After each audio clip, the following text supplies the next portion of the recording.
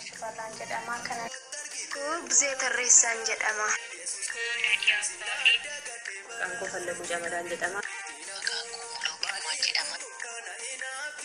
Yaa Waaqayyoo isiniif haa baay'atu obboloota koo qubee afaan Oromoo kutaa lammaffaa jalatti argamtan akkam jirtu nagaa keessanii nagaa kottaansuudhaan maqaan koo Seenaa Shifarraan jedhama. Kanan dhaladhee guddadhe godina Shawaa Lixaa Aanaa Wancii kan jedhamtu keessattan dhaladhee guddadhe. Sababii afaan Oromoo barachuu dhiisuu kootti akka nama tokkotti maatiin koo nagalchaniiru jechuudha mana barumsaa. Egaa dhiibbaa gaa'elaan irra ga'ee tan akkan hin baranne taasise. Sababii sanaatti abbaan koo fedhii akkan gaa'ela dhaabbadhu sila hin qabne gara Finfinnee Hadaadaa koo biratti na dabarsee. Hadaadaa koo afaan Oromiffaan beektu afaan Amaariffaa malee. Yeroo sanatti egaa afaan Oromiffaa barachuu miti dubbachuun baay'ee tokko ulfaata ture. Egaa akkan biyya isa kana dhufeettanii akka onlaayiniidhaan barumsi jiru nan dhaga'e jechuudha. Yeroo sanatti yeroo natti himan ijoolleen natti himtu dhuguma nama baraa dhuguma danda'amaa kan jedhu sinfinnaa keessa ture. Garuu wanti Waaqayyoon dadhabe tokkollee hin jiru. Waaqayyoon hundumaa hin danda'a. Akkanumas yeroo baay'ee tokko keessi koo hawwii guddaa qaba yooman dubbisa kan jedhu garuu barreessuu nan danda'a dubbisuu hin danda'u gonkumaa jechuudha. Waaqayyoo yooma malaata kan hin dubbisu yooma malaata bakka baay'ee tokkoon dheebodha jechuudha. Dhiibbaa karaa ijoollee narra ga'urra taasisee bakka tarkaaffii kaachuu nani godhu sammuu koo akkam banu kan taasises Waaqayyoon na gargaare. Waaqayyoon kan hundumaa isa godhe maqaan isaa eebbifamu. Akkanumas obboleettiin keenya Harlee Haarsaa nutti gootee nu barsiiftee fireeshii dadhabbii fireeshiitii kana harkuun kun waan guddaadha. Waaqayyoon baraaf jireenya ishee haa eebbisu kan eebbifamte haa taatu. Wanti Waaqayyoon dadhabe tokkollee hin jiru. Ofii keenya dadhabuu tataane malee dhibboota hoo taane malee hin danda'amu jennee waa tokko murteessine dhuguma hin danda'amu wanti sun hin danda'amu jennee fudhanne garuu wanti dadhabamu tokkollee hin jiru jechuudha. Dubbii sagalee Waaqayyoo keessaa bakka tokko nan dubbisa. Maatiyoos 7:7 maqaa Yesuusin nan dubbisa jechuudha. Yesuusin itti fufee kadhadhaa isiniif hin kennamaa barbaadaa hin argattu balbala rukutaa isiniifis hin banamaa kan kadhatuuf hundinuu hin fudhata kan barbaadus hin argata balbala kan rukutuufis hin banamaa jedha. Waaqayyoon maqaan isaa eebbifamu. Waaqayyo dachaan isiniif haa baay'atu obbolaa koo akkam jirtu nagaa keessanii ani nagaa kooti Waaqayyoof galanni guddaan haa ta'u. Ani maqaan koo Fallaquu Camadaan jedhama. Biyyeen keessatti dhaladhee guddadhes immoo ganda Tibbee Haraameetti Horaa kan jedhamu keessattidha. Akkasuma immoo nama gaa'ela dhaabbatee ijoollee lama qabudha jechuudha.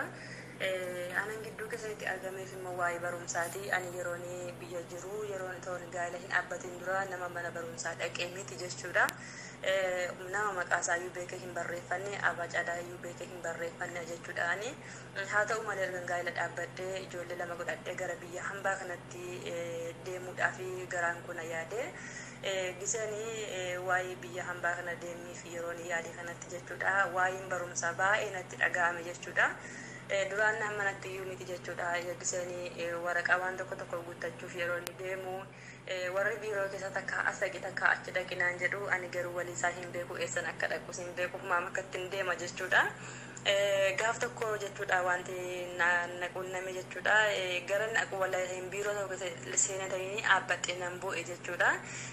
Namni suni maalajji boosaa yaa mucaan nama maalajji boosa naan jennaani oddoo akkasi dhaqinaan jedhani ani garuu immoo na wallaalee jedhe jechuudha. Hin baranne jennaan hin baranne jedhanii nan bu'e jechuudha. Ergifadhe namni suni illee na duukaa bu'anii ani fi koo dhibbadhee maalajjiif nama dhibbisa jedhe keessa kootti dhachiitii baay'ee nan sokkee. Garuu haa ta'u malee Waaqayyo na gargaaree achis waan hundumaa waan barbaachisu hundumaa nan guuttadhee. Egaa barumsi dhabuun koo barumsa otoo hin baratin hafuun koo baay'ee natti dhaga'ame jechuudha. Achi immoo isa biyyatti aaree bichaayyuu miti erguman as biyya hambaa kana dhufeeyyuu immoo jechuudha. Mana kana keessatti qodaa maqaasaa wanti godhadhu meeshaa mana keessa jiru barreeffadhu naan jedhu. Akkasumallee yeroo mana baankii nageessanii maqaa maatii kee barreessi naan jedhu ani hin beeku afaan hin beeku barreessama beekee hin barreeffadhu beekee kana jedhee isaanitti hin dubbadhu baay'ee tokko jireenyi koo na saqayya'ame jechuudha garuu haa ta'u malee kun hundumtuu narra darbeetu har'ammoo nama ijji isaa banamee waaqayyo na gargaaree nama ofii danda'ee maqaa isaa dubbifachuu maqaa namaa dubbisuu dubbisa galee waaqayyo illee dubbifachuu nama danda'ee jirudha. Inni kunis waaqayyoo fi galannaa ta'uu karaa obboleettii keenya Alamituu Daraaraa kan jedhamtu karaa onlaayinii cheerchii obboloota warra akka koo hin ilaalu malee hin agarre jechuudha. Warra akka koo kana walitti qabdee ijoollee baay'ee barsiiftee isaan keessaa immoo isheen tokko immoo anumadha. Kunoo amma isheen obboleettiin kun nu barsiifteetu kunoo amma baacaadaas barannee miseejii namni nutti ergus dubbifachuu uf danda'een jira akkasuma maqaa koo barreeffachuus danda'een jira dubbisa galee waaqayyoos dubbifachaan jira waaqayyoof galanni guddaanaa ta'u kunoo amma kunoo obboloonni warra akka koonya jechuudha warra keenya duraan hin baratin haftan jabaadha innoo onlaayinii cheerchirratti hin ta'a jabaadha karaa onlaayinii iyyuu hin danda'ama innoo barachuu hin danda'ama umurii hin ilaashisuu hin danda'ama jabaadha siinan jedha obbolaa koo egaa kunis immoo jajjabaannee kunoo ijji keenya nuu banamee jira mee akka ragaa isinii ta'uuf mee dubbisa galee waaqayyoo keessaa waddoo tokko nan dubbisa macaafa uumamaa keessaa lakkoofsa qoraachuudha akkas jedha innis waaqayyo jalqaba bantiiwwan waaqaa fi lafa uume lafti bifa hin qabu oonas ture jedha isin immoo guutaatti dubbifadhaa waaqayyo isin haa eebbisu eebbifama. Nagaan irra caalu nagaan gooftaa koo Yesuus Kiristoos isiniif haa ta'u. Maqaan koo Guzee Tarreessaa jedhama. Bakki dhaloota koo godina Shawaa Lixaa Aanaa Cobiiti. Bakki namaaf jiraadhu immoo Saudi Arabiyaadha. Haala barnoota ilaalchisee barachuudhaaf yeroo umuriin koo ga'etti mana barumsaa galuudhaaf yeroo hiriyoonni koo mana barumsaa galanitti anis mana barumsaa galuun qaba jedhee ka'ee maatiin koo gara mana barumsaa nageessuu didani. Yeroo isaan nageessuu didanitti kiraasee bitadhee mana barumsaa dhaqe galmaa'uudhaaf. Yeroon galmaa'uudhaaf gara mana barumsaa dhaqu maatii kee fidi malee jedhanii na didanii turani. Sababii maatiin koo immoo na dhaquu didaniif manni barumsaa immoo akkasitti na galmeessuu didee na dhiise. Wanta barumsa sana na galmeessuu didanii dhiisee fi keessa kootti baay'ee natti dhaga'ame yeroo hiriyoonni koo na biraa baratanii baay'ee natti dhaga'amaa ture. Sababa hiriyoota koo biraa hin hafu jedhee mana barumsaa kana gisee galmaa'uu hin dandeenye. Kanaaf hiriyoota koo biraa hafuun baay'ee waan natti dhaga'ameef jennaan mana barumsaa ijoolleen galmaa'anii barataa uduu barachaa jiranii abbaa caadaa baratanii xumuranii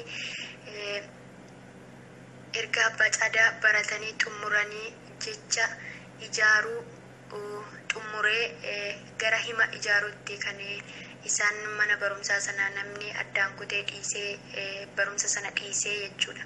Ani immoo maqaa ittiin warra barnoota dhiisanii sanaan galee barachuun eegale. Maqaa kooduun ta'in maqaa abbaa kooduun ta'in maqaa nama barnoota dhiisee sanaanan mana barumsaa keessatti awwaachaa ture jechuudha. Barachuuf hawwii guddaa waan qabuuf maqaa koo miti maqaa abbaa koos miti maqaa namaatiin hin barachaa ture jechuudha. Haa ta'uyyuu malee yeroo sana isaanii baratanii abbaa caadaa bira darbaniiru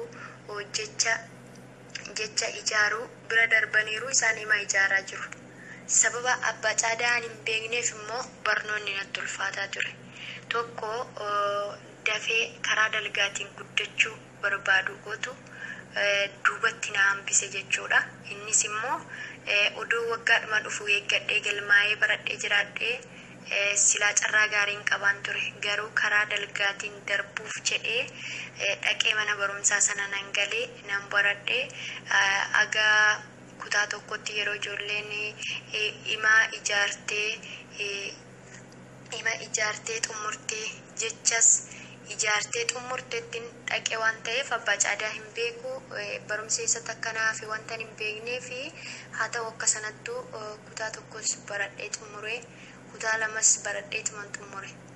isa kutaa tokko sanas baradhee xumuree kutaa lamas baradhee xumuree gisee kutaa lama baradhu keessatti maqaa koo miti maquma namaatiin waachan ture jechuudha.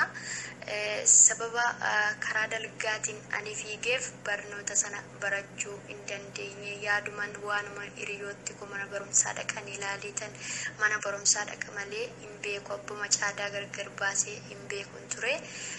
Erga kana ta'ee kutaa lamatti akka ta'ettu darbee gaafan kutaa 3 seenu kutaa 3 baay'ee waan natti ulfaatee waan cimaa ta'ee fi ijoolleen dubbisu malee akka koon abbaa caadaa hin beekne waan hin jirreef dhiisee galuuf nan murteesse jechuudha. Sababiin isaatiiyyuu wanta barumsa hin beekneef karaa dalgaa guddachuudhaaf iddoo goodoon taanii iddoo namaa dhaabbachuudhaan wallaalummaatti afee jechuudha. Otoon carraa koo eeggadhee iddoo koo dhaabbadhee jiraadhee wallaalummaatti nafuu carraa koo eeggachuu didee carraa namaa qabadhee wallaalummaatti hafee erga kana ta'e immoo carraa barumsarraa ergan abdii fixadhee gara biyya ormaa deemuuf nan murteessee waaqayyo na gargaaree carraa biyya ormaa sana argadhee waldaa itti waaqeffannu waldaa ijoollee waaqayyoo keessatti tajaajilamaa otoo jirru qo'annaa macaafa qulqulluu sin jira ture. Haa ta'u malee ani sababa dubbisuu fi barreessuu hin beekneef macaafa qulqulluu qo'achuullee deebisuullee hin danda'uun ture. Obboleettii keenya Alamituu Daraaraa waaqayyo ishee eebbisu namoonni barachuu barbaadan jettee Alamituu Daraaraa nu barsiistee baradhee kaleessa maqaa koo barreessuu hin beeku abbaa caadaa hin beeku har'a waaqayyoodhaaf haa galatu dubbisuu barreessuu danda'een jira. Maqaa Yesuusiin nan dubbisa seera uumamaa boqonnaa 15 irraa. Waaqayyo kakuudhaan Abrahaamiin abdachiisuu isaa kun erga ta'ee booddee waaqayyo mul'ata keessa gara Abrahaam dhufee yaa Abrahaam hin sodaatin ani gaachana keeti gatiin kee baay'ee guddaa in ta'a jedheen. Abrahaam garuu yaa waaqayyo gooftaa utuu ani dhala dhabee jiru maal anaaf kennuuf jirtaa? Namni mana koo dhaalus Elaazaar nama Damaasqoo kanaa jedhee eebbifama. Kabajamtoota fi dhaggeeffattoota keenya akkam jirtu nagaa keessanii nagaa waaqayyo gooftaa isiniif haa baay'atu. Ani obboleettiin keessan maqaan koo Muloo Girmaan jedhama. Dhaladhee kanan guddadhee ganda Dhaamottuu aanaa Ejiree kan jedhamudha. Ammaaf kanan jiraadhu biyya Kuweet keessa. Ani ijoollummaa kootti mana barumsaa Ingilizii barumsaan baranne abbaa caadaa baranne quubeen beeku omaan baranne barumsa dubbisuus barreessuus hin danda'uun ture wanti farramuu kan barbaadu qubaanan farrama malee gara iskiriptootti garagalfatanii barreessanuu hin beekuun ture. Jarraa mana barumsaa garuu asitti biyya karaa onlaayinii WhatsApp onlaayinii irra noosa WhatsAppiitiin karaa toora WhatsAppiitiin onlaayinii irratti barumsa argadhee jarraa mana barumsaa baradhee amma barreessuus dubbisuus danda'e maqaa koos barreessuu danda'e iskiriptaas barreessee farramuu danda'eera. Galanni waaqayyo gooftaadhaaf haa ta'u. Obboleettii keenya barsiistuu keenya Alamituu gargaarsa isheetiin ishiin carraa kana nuu laatte carraa kana nuu fuumtee mana barumsaa nuu bartee kun amma barannee dubbisuus barreessuus dandeenyeerra. Waaqayyo hundumtuu hin danda'ama. Galanni waaqayyoof haa ta'u. Ani ijoollummaa kootti mana barumsaa hin galle sababni mana barumsaa hin galiinis barumsa akka faayidaa qabu hin beekuun ture waan nama fayyadatti fakkaatu ture barumsi. Obboloonni koo qotoonni koo gara mana barumsaa deemanii ani manumaa hin hojjaa hojjaan qarqaaraa daa'imas dhaabbi xiqqoo ati koo hin deechi daa'imas nan qaba kanuma kana malee manni barumsaa baratanii waan nama fayyadatti fakkaatu ture. Ergan guddadhee yeroon obboloonni koo gara mana barumsaa deemanii nan baradhe naan atama guddattee namni sitti kolfaanaan jedhan maatiin koo gaafii akkasii naa dhiyeessanii anis dhugaanatti fakkaate tan barumsa naannin hin baranne. Umriin koo waggaa 16 waggaa guutuu fedhaa fi jaalala waaqayyoo ta'ee daariin godhattee nan heerume achumaan ijoolleen godhattee amma ijoollee lamaan qaba ijoollee dubaraa lamaan qaba takka kutaa 8 takka kutaa 7 baratti ijoolleen kun amma carraa barumsaa argatanii barachaa jiru. Ani garuu carraa mana barumsaa as biyya Arabaa kanatti argadhee karaa obboleettii keenya barsiiftuu Alamituu waaqayyo gooftaan bara jireenya ishee eebbisu amma dubbisuus barreessuu danda'eera. Galanni waaqayyoof haa ta'u. Erga ta'ee booddee waaqayyo mul'ata keessa gara Abrahaam dhufe. Yaa Abrahaam hin sodaatin, ani gaachana keeti. Gatiin kee baay'ee guddaa ni ta'a jedheen. Uumama 15:1.